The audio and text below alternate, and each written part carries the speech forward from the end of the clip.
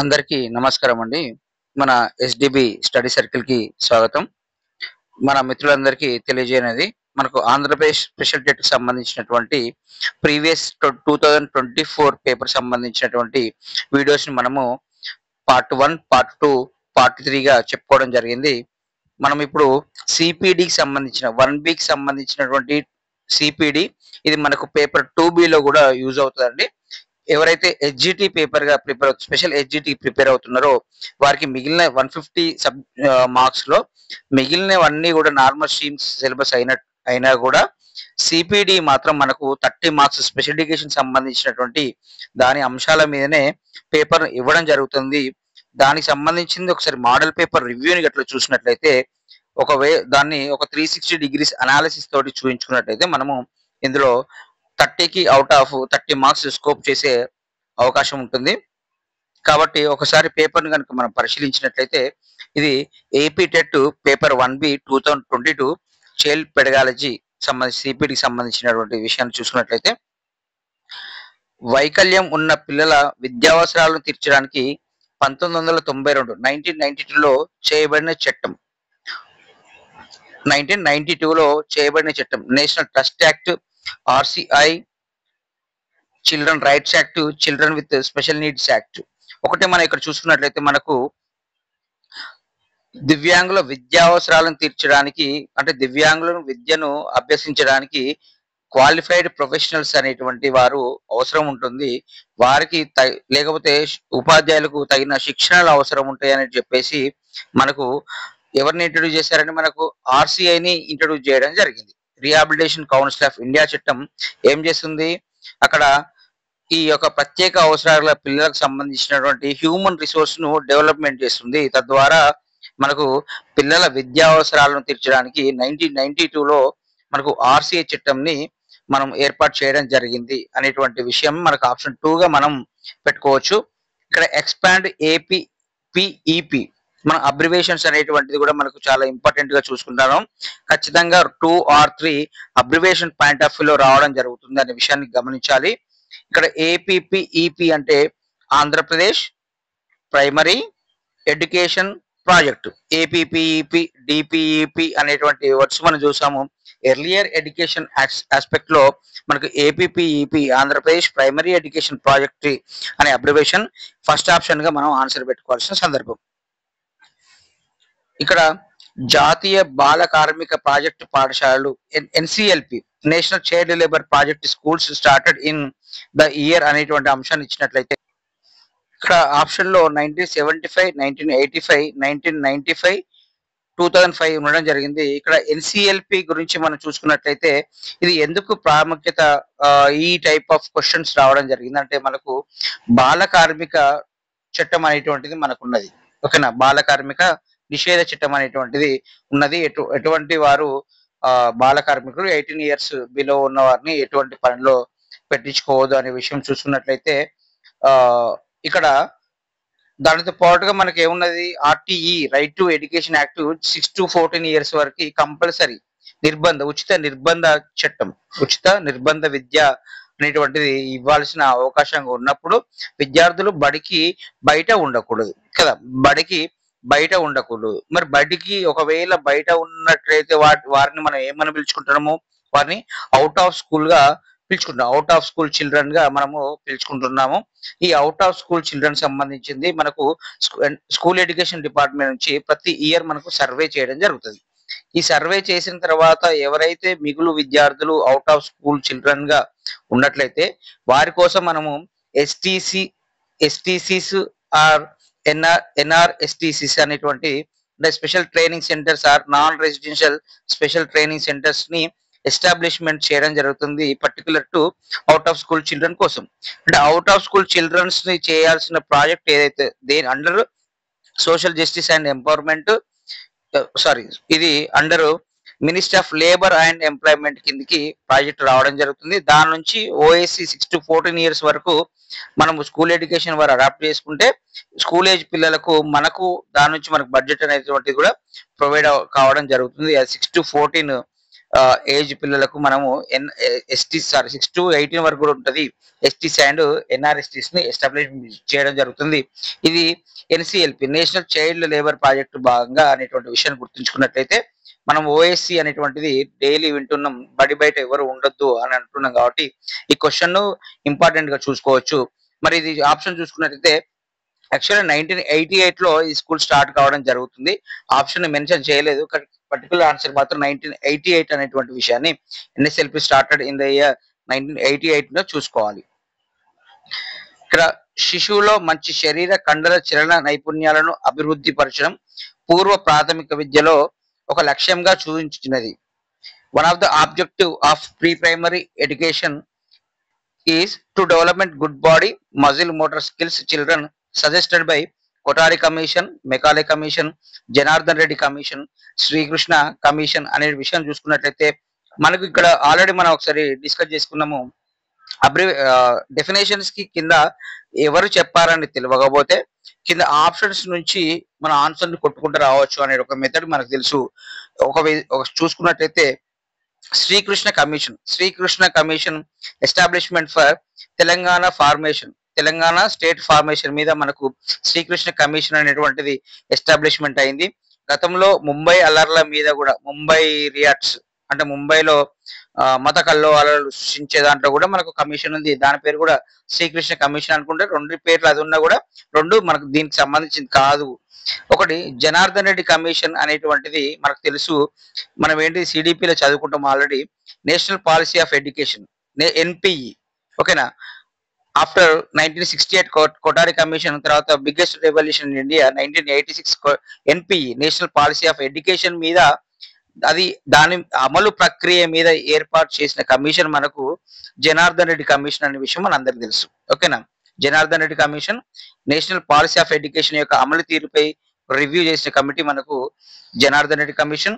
Macaulay commission అనేటువంటిది earlier Indian education systems లో ఏంటిది ఇంగ్లీష్ ఆంగ్ల బోధన మీద దృష్టి కేంద్రీకరించిన కమిషన్, ఆంగ్ల బోధనను ప్రవేశపెట్టే దాని మీద చేసిన కమిషన్ మనకు మెకాలే కమిషన్ అనే విషయం మనకు తెలుసు. వనరులు మిగిలింది మనకు కొటారి కమిషన్ అనేటువంటిది మనం చూసుకోవాలి. కన్నా ఏంటిది శిశువులో మంచి శరీర కండర చలన నైపుణ్యాలను అభివృద్ధి పరచడం పూర్వ ప్రాథమిక విద్య కొటారి కమిషన్. ఇక్కడ ఇండైరెక్ట్ క్వశ్చన్స్ కూడా పూర్వ ప్రాథమిక విద్య గురించి చెప్పిన కమిషన్ కి ఈ క్రింది వారిలో ఏదన్నప్పుడు మనము పూర్వ ప్రాథమిక విద్య మీద కూడా మనకు కొటారి కమిషన్ అనేటువంటిది ఇక్కడ చెప్పడం జరిగిందనే విషయాన్ని గమనించుకోవచ్చు. అంటే కొటారి కమిషన్ మనకు పూర్వ ప్రాథమిక విద్య గురించి కూడా చర్చించడం జరిగిందనే విషయాన్ని అర్థం చేసుకోవాలి.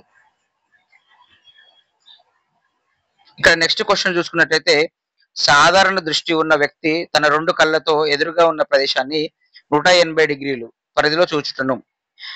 ఏ person with normal vision can see with both eyes with 180 degrees area is called, దాన్ని ఏమంటారు? డైరెక్ట్ ఇది డెఫినేషన్ కదా. అంటే మనకు మన యొక్క ఏంటి దృష్టి వ్యవహారమా, దృష్టి సామర్థ్యమా, దృష్టి స్పష్టతన, విజువల్ ఫీల్డ్ దృష్టి క్షేత్రమా.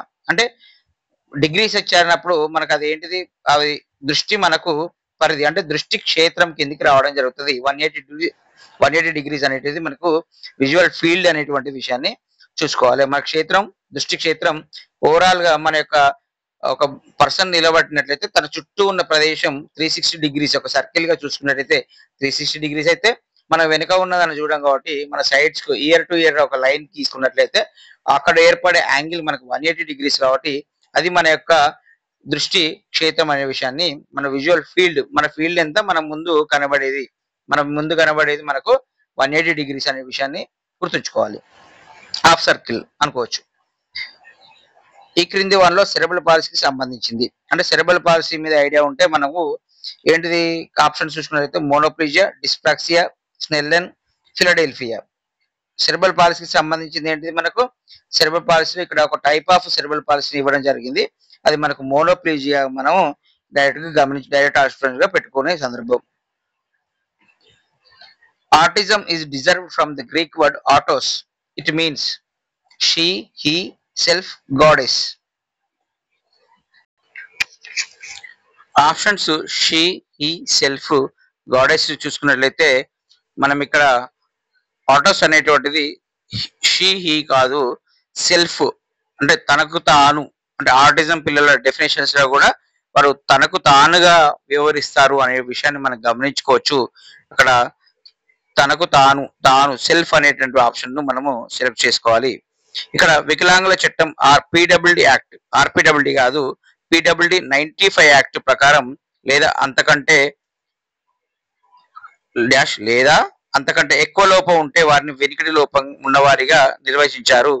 30 dB, 40 dB hearing loss, 50 dB hearing loss, 60 dB hearing loss చూసుకున్నట్లయితే మనము ఇక్కడ వికలాంగుల చట్టం ప్రకారం మనము 60 dB హీరింగ్ లాస్ గా మనం మెన్షన్ చేయడం జరుగుతుంది. అంటే బెటర్ ఇయర్ లో మనకు 60 dB హీరింగ్ లాస్ ని మనము ఏమంటాము, హీరింగ్ లోపం హీరింగ్ ఇంపైర్మెంట్ ఆర్ వినికిడి లోపంగా మెన్షన్ చేయడం జరుగుతుంది. ఇది మనకు వికలాంగుల చట్టం పీడబ్ల్యూడి 95 యాక్ట్ ప్రకారం అనే విషయాన్ని గమనించుకోవాలి.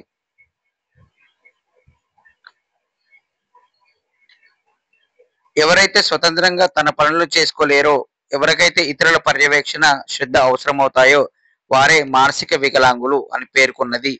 Who to do not able to their own works, this need attention and monitoring by others are called mental retardation or intellectual disabled according to the direct definitions అనేటువంటిది మనం చూసుకోవాలి. ఇది 1988 ప్రేమి వారు చెప్పడం జరిగింది అనే విషయాన్ని మనము ఇక్కడ గమనించుకోవాలి. మరి ఎన్పి ఏం చెప్పింది, బెండా ఏం చెప్పిళ్ళు, బెండా మనకు ఎవరి మీద 1954 ఏంటిది అనే విషయం చూసుకున్నట్లయితే మనకు NP national policy of education create చేసింది. బెండా మనకు న్యూరలాజికల్ క్రోమోజోమల్ అబ్జర్వేషన్ మీద చేయడం జరిగింది. మనకు అక్కడ డౌన్ సిండ్రోమ్ గురించి చెప్పడం జరిగింది అనే విషయాలు మనం గమనించుకోవాలి. ఇక్కడ ప్రజ్ఞాలబ్ధి 50 to 70 మధ్య ఉన్నవారు, అది క్లాసిఫికేషన్ ఆఫ్ ఇంటెలెక్చువల్ డిజబిలిటీ. మరి వర్గీకరణ ఏంటిది, 50 to 70 ఉంటే మనకు ఎక్కడ ఉంటారండి, మనము ఇది ఎక్కువ ఉంది కానీ మనం ఎక్కువ పెట్టొద్దు. 50-70 ఉంటే మనకు అది మైల్డ్ ఇంటెలెక్చువల్ డిజబిలిటీగా మనము మెన్షన్ చేసుకోవాల్సిన అవకాశం ఉంటుంది. 50 to 70 mild intellectual disability, 70 to 90 slow learners గా చూసుకున్నట్లయితే మనకు 35 to 50 మోడరేట్ ఇంటెలెక్చువల్ డిజబిలిటీ అవుతారు. తర్వాత 20 to 35 సివియర్ ఇంటెలెక్చువల్ డిజబిలిటీ అయితే బిలో 20 ఐక్యూ ఉంటే ఏంటిది ప్రొఫౌండ్ ఇంటెలెక్చువల్ డిజబిలిటీగా మనకు తెలుసు. కాబట్టి 50 to 70 ఉంటే అది మైల్డ్, తక్కువ బుద్ధిమాంద్యత. 4th ఆప్షన్ అనేటువంటిది రైట్ ఆన్సర్. ఒక వ్యక్తి 2 లేదా అంతకంటే ఎక్కువ వైకల్యాలు కలిగి ఉండడాన్ని ఇలా అంటారు అనే విషయానికి చూసుకున్నట్లయితే మనకి ఇక్కడ ఆల్రెడీ మనం ఇదివరకు ప్రీవియస్ లో కూడా మనం మెన్షన్ చేయడం జరిగింది. ఒక వ్యక్తి 2 లేదా 2 కంటే ఎక్కువ అక్కడ ఇవ్వడం జరిగింది. ఇక్కడ డెఫినేషన్ క్లియర్ చూసుకోవచ్చు. 2 లేదా అంతకంటే ఎక్కువ ఉంటే దాన్ని మనము ఏమంటాము, మల్టిపుల్ కండిషన్ చూసుకోవాలి. బహుళ వైకల్యం, multiple disability. Second option is the right answer. Andhra Pradesh లో ప్రత్యేక అవసరాలు గల పిల్లల కోసం మండల స్థాయిలో నిర్వహిస్తున్న కేంద్రాలు ఏంటి, మనకు మండల స్థాయిలో భవిత కేంద్రాలు. ఇది ఆల్రెడీ మనకు రిపీటెడ్ క్వశ్చన్ అనేటువంటి విషయం మనం చూసుకోవచ్చు. ఇది ఆల్రెడీ ప్రీవియస్ లో రిపీటెడ్ క్వశ్చన్ గానే మెన్షన్ చేయడం జరిగింది. ఇక్కడ చూసుకోండి, దీని యొక్క లాజిక్ కూడా చూసుకోవాలి. ఈ క్రింది వాళ్ళలో సరిగా జతపరచబడిన దాన్ని గుర్తించండి అనేటువంటి ఏంటిది, అందుల లిపి 1964 to 66 కిండర్ గార్టెన్ విద్యా విధానం, వెనికిడి లోపం అంచనా. మీకు తెలుగు కొద్ది కన్ఫ్యూజన్ ఉంటే గో త్రూ ఇంగ్లీష్ అని చూసుకోవాలి. Script for blind 1964 to 66 kindergarten education system, hearing loss assessment. దానికి 1కి ఏమి ఇచ్చారు, Kothari commission, audiometry, Braille, Froebel ఇవ్వడం జరిగింది. మరి దీనికి సంబంధించిన ఆప్షన్స్ మనకు 1కి 1B, 2A, 3D, 4C ఇట్లా మల్టిపుల్ ఆప్షన్స్ కి మల్టిపుల్ ఫ్రీగా మళ్ళీ ఇంకో మల్టిపుల్ ఆప్షన్స్ ఇచ్చినప్పుడు ఇలా చేయాల్సిన లాజిక్ ఏంటంటే ఏదేని ఆప్షన్ కి సేమ్ ఇచ్చారా చూసుకోవాలి. ఫర్ ఎగ్జాంపుల్ 1కి చూసినట్లయితే 1కి B, C, D, C ఇచ్చారు. అంటే ఒకదానికి సి అనేటువంటిది రిపీటెడ్ అయింది. ఇక్కడ ఒకసారి గమనించుకుంటే 4కి మనము CBAD అంటే 4కి డిఫరెంట్ 4 టైప్స్ ఆఫ్ ఆన్సర్స్ ఉండడం జరిగింది. అంటే అక్కడ మనకు ఒకటి ఖచ్చితమైనటువంటి ఆన్సర్ తెలిస్తే 4కి సంబంధించింది అంటే ఏంటి, 4కి సంబంధించింది ఏంటిది హియరింగ్ లాస్ అసెస్మెంట్ కి సంబంధించిన ఆన్సర్ మనకు తెలిస్తే మనం వేరే వాటిని చూసి టైం వేస్ట్ చేసుకోవాల్సిన అవకాశం లేదు. కాబట్టి ఇటువంటి క్వశ్చన్స్ మనకు ప్రతిదాన్ని క్రాస్ చెక్ చేసుకొని ప్రతిదాన్ని చూసి ఆన్సర్ పెట్టాల్సిన అవకాశం కూడా కొన్ని సందర్భాల్లో ఉండదు. ఎప్పుడు ఉండదంటే ఏదైనా ఒక ఆప్షన్ కి డిఫరెంట్ టైప్స్ ఆఫ్ ఆప్షన్స్ ఉన్నప్పుడు, ఇప్పుడు ఫోర్త్ దానికి 4 ఆప్షన్స్ ఇవ్వడం జరిగింది, రిపీటెడ్ ఆప్షన్స్ లేవు.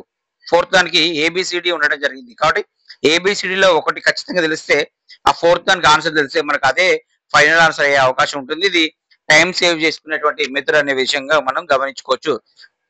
ఇక్కడ ఫోర్త్ దానికి మనకి 3 సంబంధం లేదు, ఒక ఫోర్త్ తెలిస్తే సరిపోతుంది. హియరింగ్ లాస్ అసెస్మెంట్ అనేటువంటిది మనకు దేని ద్వారా చేస్తామో ఆడియోమెట్రీ అని దాన్ని అంటాము. హియరింగ్ లాస్ అసెస్మెంట్ ని ఆడియోమెట్రీ ద్వారా మనం చేయడం జరుగుతుంది, శ్రవణవాణి ద్వారా చేస్తుంది. అంటే ఫోర్త్ దానికి B is the right answer. అంటే ఫోర్త్ దానికి B is the right answer అన్నప్పుడు అది ఆప్షన్ ఏమవుతుంది, 2 అవుతుంది. ఇంకా మిగిలిన చెక్ చేయాల్సిన అవసరం లేదు, ఎందుకంటే ఫోర్త్ బి రైట్ ఆన్సర్ అన్నప్పుడు ఫోర్త్ కి సి ఉంది, ఏ ఉంది, డి ఉంది, అది 3 కాదన్నట్టే కదా. ఫోర్త్ దానికి బి ఆప్షన్ చేసుకొని మన సెకండ్ దానికి డైరెక్ట్ ఆన్సర్ పెట్టుకోవచ్చు. ఇంకా మనకు 1 కి 2 కి 3 కి చెక్ చేసుకోవాల్సిన అవసరం లేదు. మనకు టైం సేవ్ అనేటువంటిది కూడా ఇంపార్టెంట్, ఎందుకంటే కొన్ని కన్ఫ్యూజన్ క్వశ్చన్స్ ఉంటాయి. అన్ని ఈజీగా మ్యాథమెటికల్ కండిషన్స్ లేకుండా మన పేపరు ఈ క్వశ్చన్ ఈజీగా ఉన్నా కూడా 2 ఆన్సర్ సిమిలారిటీగా ఆలోచించే పెట్టే సందర్భంలో ఉన్నప్పుడు మనకు ఏర్పడకుండా ఆలోచిస్తాం, ఆ డీప్ లోకి వెళ్ళినప్పుడు టైం కిల్లింగ్ అయ్యే అవకాశం కూడా ఉంటుంది. కాబట్టి ఇటువంటి క్వశ్చన్స్ వచ్చినప్పుడు కొద్దిగా లాజిక్ గా పెట్టి టైం సేవ్ చేసుకోవచ్చు. ఏ సంవత్సరంలో దివ్యాంగుల హక్కుల చట్టం ఆమోదించబడింది? The rights of person with disabled acts bill passed in the year అనే విషయం ఇక్కడ చూసుకోవచ్చు. 1996, 1994, 2006, 2022 చూసుకున్నట్లయితే మనకు దివ్యాంగుల హక్కుల చట్టం ఆమోదించబడింది. మనకు ఆల్రెడీ మనకు రీసెంట్ గా తెలుసు, 2016 revised PWD act, rights of person with disability act మనకు 2016లోనే మనకు చట్టసభల్లో ఆమోదమయ్యి అమల్లోకి వచ్చిందనే విషయం మన అందరికీ తెలుసు. కాబట్టి మరి 2016లో ఆమోదించబడినటువంటి దివ్యాంగుల చట్టం అనేటువంటిది మరి ఏ డేట్స్ లో ఉంది, పార్లమెంట్ లో ఎప్పుడు ఉంది, రాజ్యసభలో ఉభయ సభలలో ఎప్పుడు ఉంది, రాష్ట్రపతి సంతకం ఎప్పుడైందనే విషయాన్ని కూడా మీరు గమనించుకొని నోట్ చేసుకోవాలి. ఇక్కడనే నోట్ చేసుకోవాలి, మీరు దీన్ని ప్రింట్ తీసుకోవాలి ఖచ్చితంగా. ఈ 10 పేపర్లు ప్రింట్ తీసుకొని 2016 యాక్ట్ ఆమోదించబడిందని పాయింట్ తెలవడం కదా, దీని పక్కకు ఒక ఐఫోన్ పెట్టి in the Lok Sabha, in the Rajya Sabha, in the presidential signatory అనేటువంటి విషయాన్ని మీద గమనించుకొని కమ్యూనిసెంట్ ఎప్పుడు వచ్చింది, 2016లో వచ్చినా కూడా మరి కమ్యూనిసెంట్ ఎప్పుడు వచ్చింది, ఏప్రిల్లో వస్తుంది అనే విషయాన్ని మనం గమనించుకొని దాన్ని కూడా అమల్లోకి వచ్చిన తేదీ కూడా ఇంపార్టెంటే. ఒక ఆమోదించిన తేదీ కాదు, వచ్చిన సంవత్సరం కాదు, మనకు అమలులోకి వచ్చిన తేదీ కూడా మనకి ఇంపార్టెంట్ అనే విషయాన్ని ఇక్కడ పరిశీలించుకోవాలి. ఇది 2016 చట్టం పూర్తి స్థాయి సెక్షన్ల గురించి చెప్పినప్పుడు దాని ఇన్ డీటెయిల్ గా మీకు ఆ విషయాలు కూడా మీకు ఇవ్వడం జరుగుతుంది. పిల్లల్లో ప్రవర్తన సమస్యలను అధిగమించడానికి ఈ పద్ధతిని అవలంబిస్తారు. మూల్యాంకనమ, పరిణామం, ఎవల్యూషన్, షేపింగ్, ఐటినరెంట్ టీచింగ్. పిల్లల్లో ప్రవర్తన సమస్యలను అధిగమించడానికి యూజ్డ్ ఓవర్కమ్ ప్రాబ్లమ్ బిహేవియర్స్.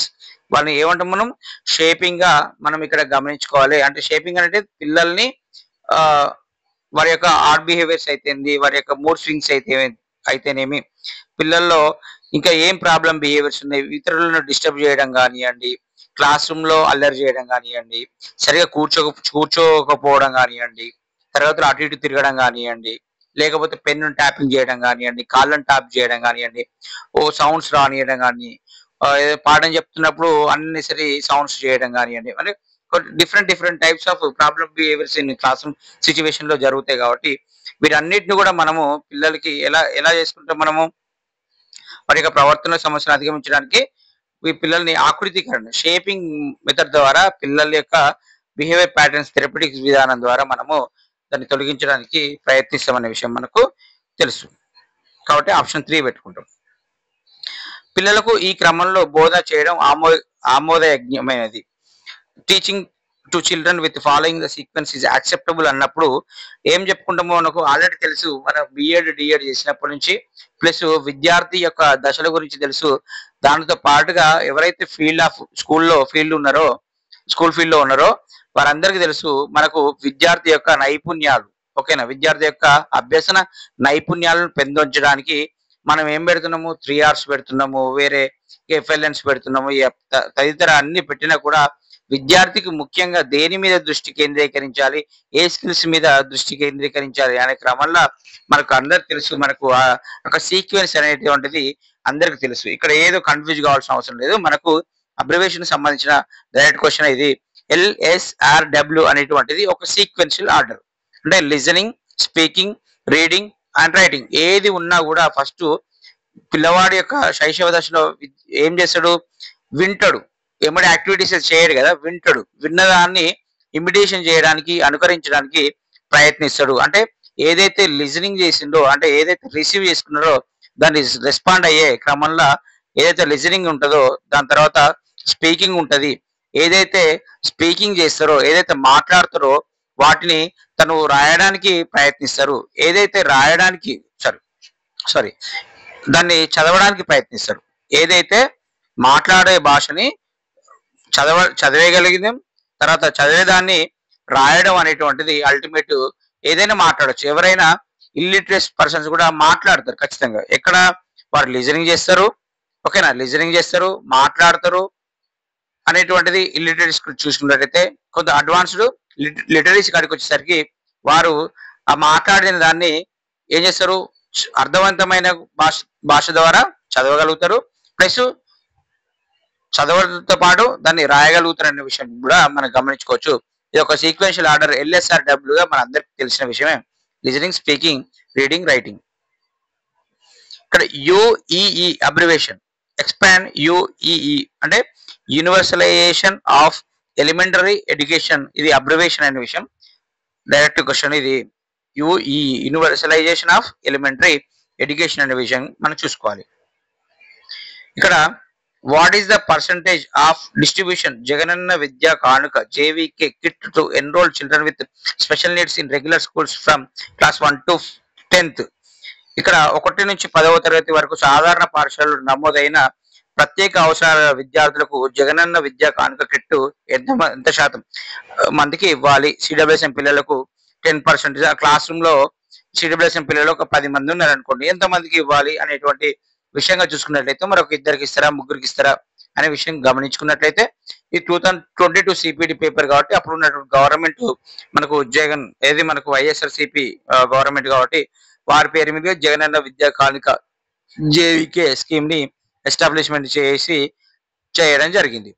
అయితే అందులో భాగంగా ఎంతమంది CWSM పిల్లలకు ఈ కిట్ ఇవ్వాలి అని చూసుకున్నట్లయితే ఇక్కడ డిస్క్రిమినేషన్ ఉండొద్దు. ఇంక్లూజివ్ సెటప్ లో ఉన్నటువంటి ప్రతి ఒక్క దివ్యాంగ విద్యార్థులకు కూడా మనకు ఆ ప్రయోజనం అందించాలి. కాబట్టి అందరికీ అందించాలన్నప్పుడు మన ఆప్షన్ ఏం పెడతాం, 100% అనేటువంటిది పెట్టుకోవడం జరుగుతుంది. మరి 100% ఆప్షన్ ఇప్పుడు 2022లో ఇది ఉన్నది. మరి ఇప్పుడు ప్రస్తుతం గవర్నమెంట్ లేదు. మరి ప్రస్తుతం ఉన్న గవర్నమెంట్ ఆ స్కీమ్ ని ఎస్టాబ్లిష్మెంట్ చేస్తుందా అన్నట్లయితే ఖచ్చితంగా చేస్తారు అనే విషయాన్ని గమనించుకోవాలి. స్కీమ్స్ గవర్నమెంట్ మారుతున్నప్పుడు స్కీమ్స్ యొక్క నేమ్స్ మారుతాయి అనే విషయాన్ని అభ్యర్థులు గమనించాలి.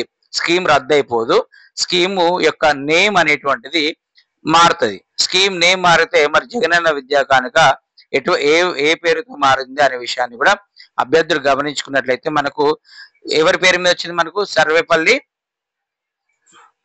రాధాకృష్ణన్. ఓకేనా, సర్వేపల్లి రాధాకృష్ణన్ విద్యా కానుక అనే నేమ్ మీద మనకు స్కీమ్ ఉండడం జరిగింది అనే విషయాన్ని గమనించుకోవాలి. కాబట్టి ఆప్షన్ 100% అందరికీ ఇవ్వాలి.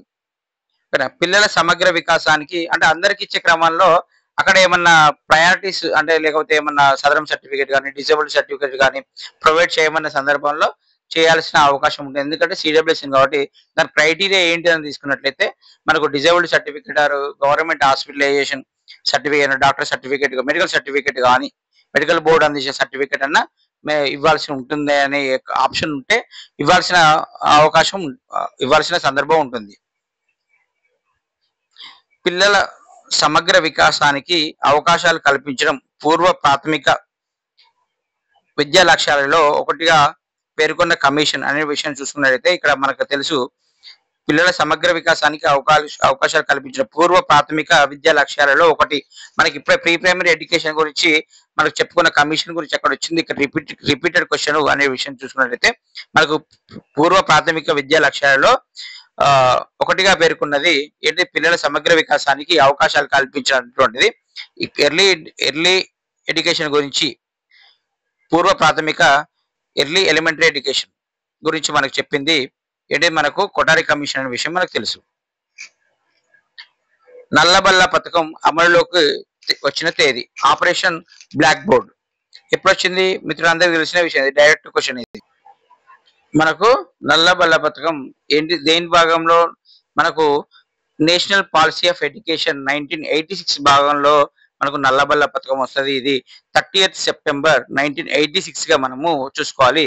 30th సెప్టెంబర్ 30 సెప్టెంబర్ 1986 గా చూసుకున్నట్టయితే దీని యొక్క ముఖ్య ఉద్దేశంగా చూసుకున్నట్టయితే నల్లబల్ల ఆపరేషన్ బ్లాక్ బోర్డ్ లో మనకు ప్రైమరీ స్కూల్ సిస్టమ్ గురించి ఇది మాట్లాడుతుంది. మనకు ప్రైమరీ స్కూల్లో ఉన్నటువంటి వసతుల మీద ఇది కేంద్రీకరించబడినది అనే విషయం గమనించుకోవచ్చు.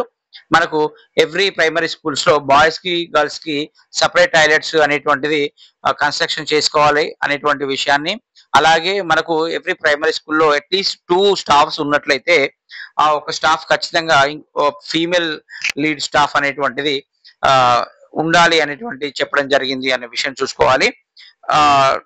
ఏంటిది, ప్రైమరీ ఎడ్యుకేషన్ లో టీచింగ్ లెర్నింగ్ ప్రాసెస్ యొక్క ప్రాముఖ్యత గురించి తెలియజెప్పినటువంటి ఈ యొక్క స్కీమ్ మనకు ఆపరేషన్ బ్లాక్ బోర్డు అనేటువంటి విషయం చూసుకోవాలి. ఇప్పుడు 30th September 1986 operation black board రావడానికి గల మెయిన్ రీజన్ ఏంటిదంటే నేషనల్ పాలసీ ఆఫ్ ఎడ్యుకేషన్ అనేటువంటి విషయాన్ని కూడా మనం గమనించుకోవాల్సిన సందర్భం ఉంటుంది.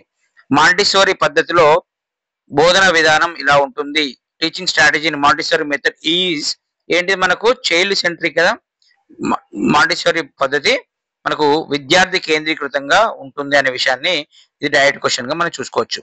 తీవ్ర బుద్ధిమాంద్యత గల వారి ప్రజ్ఞాలబ్ధి, అక్కడ మనకు ఏమిచ్చిండు, మైల్డ్ మోడరేట్ అని ఇచ్చిండు, ఇక్కడ సివియర్ ఇవ్వడం జరిగింది. సివియర్ అంటే ఏంటి, మనకు బిలో 20 ఉంటే అది ప్రొఫౌండ్, 20 to 35 ఉంటే బిట్వీన్ 20 to 35 ఉంటే మనకు అది సివియర్ అనే విషయం చూసుకోవచ్చు. ఆప్షన్ వచ్చేసి థర్డ్ వన్ పెట్టాల్సిన సందర్భం.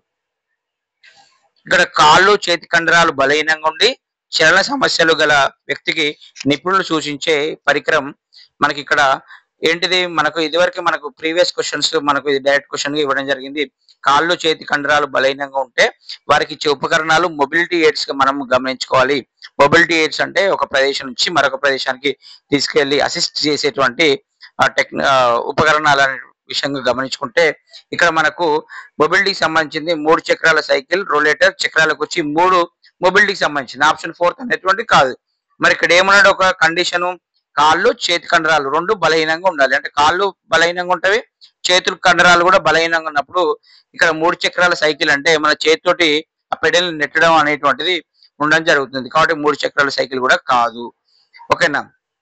రోలేటర్ అంటే ఏంటిది, మనము హ్యాండ్స్ పట్టుకొని వాకింగ్ ప్రాక్టీస్ చేయడానికి ఉపయోగిస్తాము. అంటే ఇక్కడ కాళ్ళు చేతి కండరాలు బలహీనప్పుడు నడవడానికి కూడా ఇబ్బందిగా ఉండే అవకాశం ఉంటుంది. కాబట్టి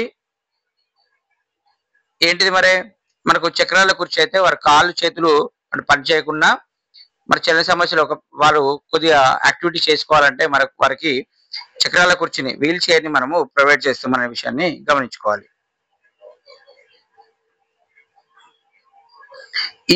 This category of children very often used to write 21 instead of 12.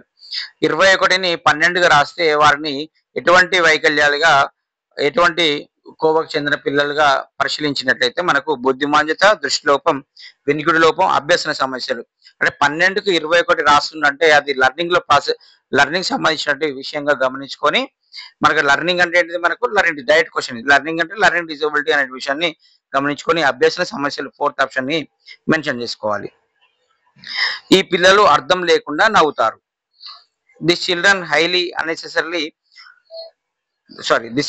Laugh unnecessarily. ఎవరండి, మనకు ఇది కూడా డైరెక్ట్ క్వశ్చన్. మనకు రిపీటెడ్ బిహేవియర్స్, ఇంకా behaviour problems, social integration, lack of social integration. ఓకేనా. ఇవన్నీ ఇష్యూస్ ఉన్నటువంటి పిల్లలు ఎవరు, మనకు ఆటిజం పిల్లలు కాబట్టి వీరు సందర్భోచితంగా నవ్వడం, కోప్పడడం, ఏడవడం లాంటివి కండిషన్స్ ఈ పిల్లల యొక్క సిమ్టమ్స్. ఇక్కడ ఎవరిని అడిగిండు? ఒక డిజేబిలిటీ యొక్క సిమ్టమ్ ను ఇక్కడ ఒక క్వశ్చన్ ద్వారా అడగడం జరిగింది. కాబట్టి ఇది ఏ సిమ్టమ్? అర్థం లేకుండా నవ్వడం అనే సిమ్టమ్ ఇక్కడ ఏ డిజేబిలిటీకి ఉంటుందని చూసుకున్నట్లయితే అది ఆటిజం డిజేబిలిటీకి ఉంటుందనే విషయంగా మనం గమనించుకోవచ్చు. కాబట్టి ఒక డిజేబిలిటీ గురించి చదువుతున్నప్పుడు ఆ డిజేబిలిటీ దేని ద్వారా వస్తుంది, ఏ కండిషన్ లో వచ్చినప్పుడు విద్యార్థి యొక్క లక్షణాలు ఏంటి, లక్షణాలు ఎందుకు చూసుకోవాలి? విద్యార్థిని మన పాఠశాలలో స్క్రీనింగ్ చేసే సమయంలో ఉన్నట్టయితే ఈ పలానా విద్యార్థి ఈ యొక్క పలానా డిజేబిలిటీ చెందిన వాడు కావచ్చు అనేటువంటి క్రైటీరియా మనము ఒక చెయ్యము. అథెంటికేషన్ ఇదే డిజేబిలిటీ చెప్పము. ఆ డిజేబిలిటీ కావచ్చు అనేటువంటి క్రైటీరియాలో ఉండి మనము థెరపటిక్స్ ఇవ్వడం జరుగుతుంది. ఫర్దర్ ఎవాల్యుయేషన్ కైనా ఫర్దర్ స్క్రీనింగ్ అయినా మనము ఎక్కడ పంపుతామండి? థెరపటిక్స్ క్లినికల్ సైకాలజిస్టులు కానివ్వండి, లేకపోతే నేషనల్ ఇన్స్టిట్యూషన్స్ కానివ్వండి, వారికి లేకపోతే మనము గవర్నమెంట్ హాస్పిటల్ పీడియాట్రిషియన్స్ కి రికమెండ్ చేసి అక్కడ పంపించడం ద్వారా అక్కడ వారు ఫర్దర్ అథెంటిక్ స్క్రీనింగ్ ద్వారా వారిని డిజబిలిటీని ఫైండ్ అవుట్ చేయడం జరుగుతుంది. మనం చేసేదంతా స్క్రీనింగ్ మనం అబ్జర్వ్ చేసి ఆ డిజబిలిటీకి దాదాపుగా వచ్చేస్తాం, కానీ మనము అటెంప్ట్ చేయడానికి వీలు ఉండదు. మనం జస్ట్ ఇది కావచ్చు అనేటువంటి విషయం వరకు మనము ఉండి దానికి సంబంధించినటువంటి రెమెడీస్ అనే టిప్స్ పిల్లలకు మనం ఇవ్వడం జరుగుతుంది. ఇక్కడ వినికిడి సమస్యల పరిష్కారం కోసం వాడే ఉపకరణం. The instrument used for hearing loss problems. Direct question ఇది. మనకు హియరింగ్ ప్రాబ్లమ్స్ ఉన్నట్లయితే వారికి పరిష్కారం కోసం మనం వినికిడి యంత్రాన్ని పెడతాం కదా. హియరింగ్ ఎయిడ్ అనేటువంటిది ఎటువంటి డౌట్ అవసరం లేదు. AYJ-NISSD Ali Yavar Jung national institute of speech and hearing disabilities అనే విషయం చూసుకోవాలి. ముంబై, ఇది మనకు ఈ సంస్థ మనకు ముంబైలో ఉంటుంది. దీని యొక్క రీజనల్ సెంటర్స్ మనకు చూసుకోవాలి. ఆల్రెడీ ఇది ఇక్కడ చూసుకున్నట్లయితే మనకు ఒక ఇన్స్టిట్యూషన్ గురించి ఇచ్చాడు, మనకు దీని గురించి చదువుకుంటూ పోతే ఇదే క్వశ్చన్ వస్తుంది అంటే కాదు. ఆల్రెడీ మనకు 7-8 నేషనల్ ఇన్స్టిట్యూషన్స్ ఉన్నవి. National institutions for development or for therapeutics for children with special needs, CWS పిల్లల కోసం మనకు నేషనల్ ఇన్స్టిట్యూషన్స్ ఉన్నవి. వీటికి రీజనల్ సెంటర్స్ కూడా ఉండడం జరిగింది. కాబట్టి ఇవి ఒక్కొక్క నేషనల్ ఇన్స్టిట్యూషన్ కి ఎన్ని రీజనల్ సెంటర్స్ ఉన్నవి అనే విషయం మీద కూడా మీరు ఒక షార్ట్ నోట్స్ కూడా ప్రిపేర్ చేసుకోవాలి అనే విషయంగా ఇక్కడ AYJ-NISSD ముంబై ఎవరి కోసం చేస్తుంది? అక్కడనే ఉంది. అబ్రివేషన్ తెలిస్తే మనకు ఆప్షన్ తెలిసినట్టు. ఎవరికి? వినికిడి లోపం అనే విద్యార్థుల కోసం, hearing impairment, speech and hearing disabilities అంటే వినికిడి లోపం అనే ఆప్షన్ మనకి ఇక్కడ రైట్ అవుతుంది. First option. ఒక వ్యక్తి చికిత్స అనంతరం కూడా సరైన దృష్టిని పొందలేకపోతే అతడిని దృష్టి మాంద్యం ఉన్నట్లుగా పేర్కొనవచ్చును అనే విషయాన్ని ఇక్కడ చూసుకోవచ్చు. A person is not having proper vision after treatment to eye are called visual impairment according to అనే విషయాన్ని ఇక్కడ ఇక్కడ అన్నే కార్ 1989, WHO 1997, బెర్తలాట్ 1987, హర్బర్ట్ 1997 చూసుకున్నట్లయితే మనకు ఇక్కడ విజువల్ ఇంపైర్మెంట్ గురించి చెప్పుకున్నట్లయితే మనకు గుర్తొచ్చే పేరు అన్నే కార్ను, WHO ఈ రెండు అనే విషయం చూసుకున్నట్లయితే మనకు ఈ యొక్క కరెక్ట్ స్టేట్మెంట్ గా మనకు అన్నే కార్ను 1989 గా చూసుకోవచ్చు. దీని సిమిలారిటీగా మనకు WHO చెప్పినా కూడా మనకు అన్ని కార్ను దాన్ని మన 1989 మన ఆన్సర్ గా మెన్షన్ చేసుకోవడం జరుగుతుంది. ఎంపిక చేసిన అతి తీవ్ర బుద్ధిమాంద్యత గల పిల్లలకు సమగ్ర శిక్ష పథకం కింద విద్యను అందించే కార్యక్రమం పేరు. ఇది ఆల్రెడీ ప్రీవియస్ క్వశ్చన్ 24 లో కూడా ఇది అడగడం జరిగింది, రిపీటెడ్ క్వశ్చన్. ఎందుకంటే ఇది మనకు ఇంపార్టెంట్ ఆస్పెక్ట్స్ లో సమగ్ర శిక్ష ద్వారా అందుతున్నటువంటి అత్యంత ప్రతిష్టాత్మకమైనటువంటి ప్రోగ్రామ్ గా చూసుకోవచ్చు. ఎంపిక చేసిన అతి తీవ్ర బుద్ధిమాంద్యత ఉన్న పిల్లలకి మనము ఇంటి వద్దనే విద్య అందించడం జరుగుతుంది. హోమ్ బేస్డ్ ఎడ్యుకేషన్ అనేటువంటి ఆప్షన్ ని మనం ఇక్కడ పెట్టుకోవాల్సిన సందర్భం.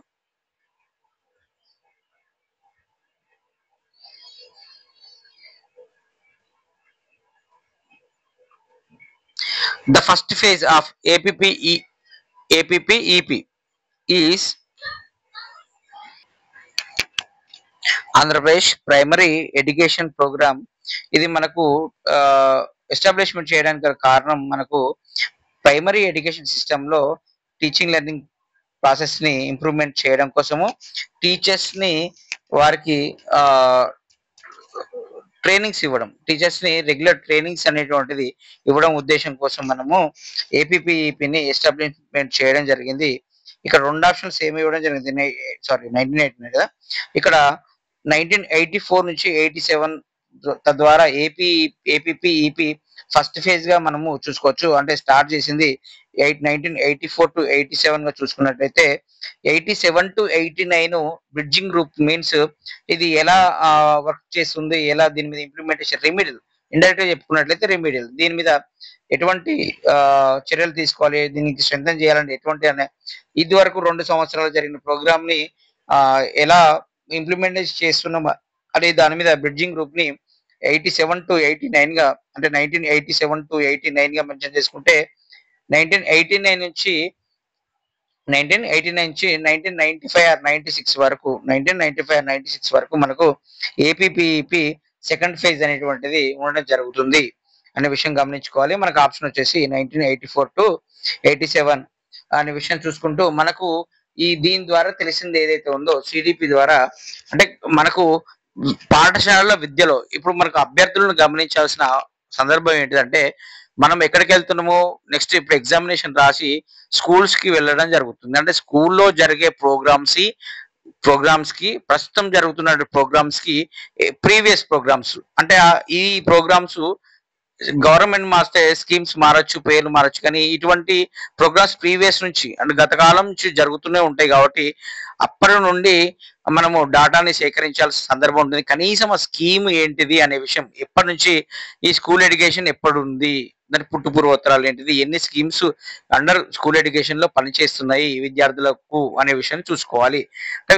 ఒక టీచర్ గా మనం వెళ్తున్నప్పుడు మరి టీచర్ ట్రైనింగ్స్ యొక్క ఉద్దేశాలు, మరి టీచర్ ట్రైనింగ్స్ మీద ఉండే స్కీమ్స్ గురించి కూడా చూసుకోవచ్చు. ఇక్కడ ఏపీపీఈపీని ఇది డబుల్ క్వశ్చన్ అక్కడ అబ్రేషన్ అడగడం జరుగుతుంది. ఇక్కడ మనము అది ఎప్పుడు ఫేజ్ 1 ఫేజ్ 2 అనే విషయంగా మనము ఇక్కడ క్వశ్చనింగ్ అనేటువంటిది చేయడం జరుగుతుంది. కాబట్టి మనం స్కీమ్స్ మీద అంటే విద్య మీద కమిషన్స్ ఏర్పడడం జరిగింది. విద్యా కమిషన్లు ఏం చెప్పినాయి అనే విషయం మీద దానికి ఫాలో అప్ రెమెడీస్ మీద కూడా మనము కొన్ని షార్ట్ నోట్స్ అనేటువంటిది ఎగ్జామినేషన్ పాయింట్ ఆఫ్ వ్యూలో రాసుకోవాల్సిన అవకాశం చూసుకున్నట్లయితే మనం ఎక్కువ స్కోర్ చేయగలిగిన వాళ్ళము అవుతాము అనే విషయం ఇక్కడ గమనించుకోవాలి. కొన్ని ఇక్కడ చూడండి 30 క్వశ్చన్స్ మన సిడిపిలో స్పెషల్ ఎడ్యుకేషన్ సంబంధించిన క్వశ్చన్స్ అందరు చేస్తారు. యాజ్ ఎ స్పెషల్ ఎడ్యుకేటర్ ప్రతి ఒక్కరు దాన్ని ఈజీగా ఉంది, అక్కడ పెద్ద కష్టమే లేదు. క్వశ్చన్ అర్థం కాకుండా కూడా ఆప్షన్ నుంచి అయినా కూడా మనం ఈజీగా ఆన్సర్ తెలుసుకునే అవకాశం ఉంది. కానీ ఇక్కడ కమిషన్స్ గురించి ఉన్న స్కీమ్స్ ఎస్టాబ్లిష్మెంట్ ఇయర్ గురించి అడిగినప్పుడు కొంతమంది మాత్రమే స్కోర్ చేసిన వారు అవుతారు. ఒక స్పెషల్ ఎడ్యుకేటర్ లో కొంతమంది మాత్రమే స్కోర్ చేసి వారు మాత్రమే హైయెస్ట్ మార్క్స్ ని గెయిన్ చేసి నెక్స్ట్ జాబ్ యొక్క రేస్ లో ముందుండే అవకాశం ఉంటుంది. కాబట్టి ఏదైతే క్రైటీరియా ఈ టైప్ ఆఫ్ క్వశ్చన్స్ వచ్చినాయో దాని మీద ఒక 2-3 రోజులు కేటాయించుకొని ఒక షార్ట్ నోట్స్ ప్రిపేర్ చేసుకొని 2-3 సార్లు రివిజన్ చేసుకుంటే మనకు రేపు నెక్స్ట్ ఎగ్జామినేషన్ పాయింట్ ఆఫ్ లో ఈజీగా ఉంటది. టైం మనకు 40 డేస్ ఉన్నది సరిపోదు అనుకుంటాము, కానీ ఒక ప్రోగ్రామ్ ప్లాన్ వేసుకొని మంచిగా ప్రిపేర్ అయితే మనకు అది ఎనఫ్ టైం అనే విషయాన్ని గమనించుకొని మిత్రులందరూ మన యొక్క ఎస్డిబి స్టడీ సర్కిల్ ఛానల్ ని సబ్స్క్రైబ్ చేసుకొని మన మిత్రులకు కూడా షేర్ చేయవలసిందిగా కోరుచున్నాము.